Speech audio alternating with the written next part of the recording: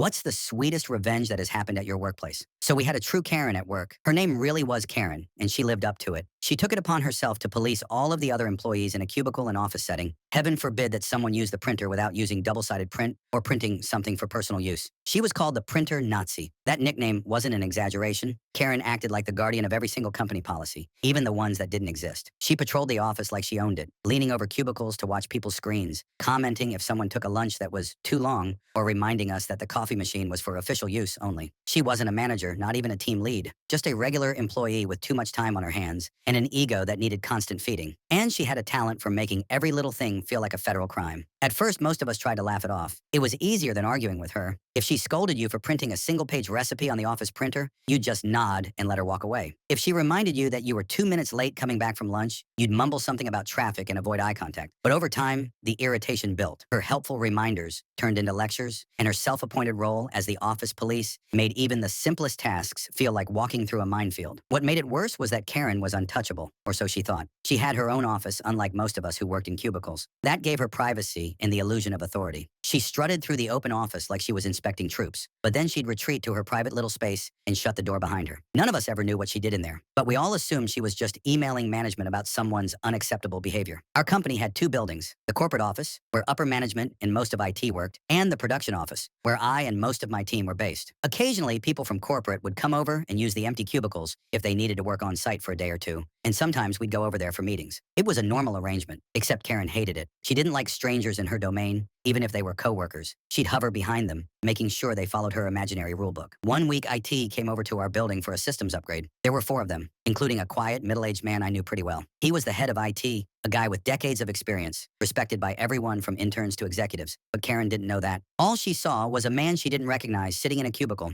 typing on a computer that wasn't his. I was grabbing a coffee when it happened. The head of IT was checking the weather on the company intranet. It was allowed, not just allowed, but encouraged, because we had major storms forecast that week and management wanted everyone to stay informed. Karen, of course, saw things differently. She marched right up behind him and, without even asking who he was, started lecturing him about misusing company resources. I wish I'd seen his face when she did it. Knowing him, he probably stayed calm and polite. That's just who he was. He didn't say a word about his title. He didn't flash his badge or pull rank. He just nodded and let her finish her little speech, all while probably fighting the urge to laugh in her face. A couple of hours later, during our break, he came over to me and told me what happened. "I just got scolded for checking the weather," he said, deadpan. "Apparently, I'm wasting company time." I nearly spat out my coffee. "Let me guess," I said. "Karen," he smirked. "Karen." I explained who she was, how she'd made herself the self-appointed office cop, how she hovered over people's shoulders, how she once tried to get someone written up for using a colored pen on a report. He laughed so hard he had to wipe his eyes. Then he got this thoughtful look and said,